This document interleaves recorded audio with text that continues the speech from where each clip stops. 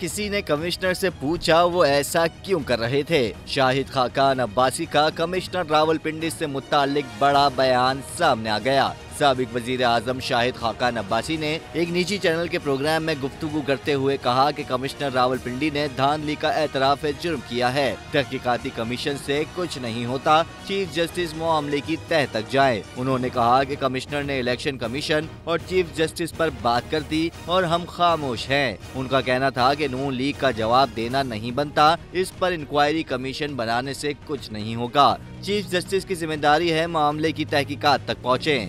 साबिक वजीर आजम ने मजीद कहा कि 13 असेंबली सीटों में चोरी का एतराफ किया गया है। अब इलेक्शन पर शकूक पैदा हो गए।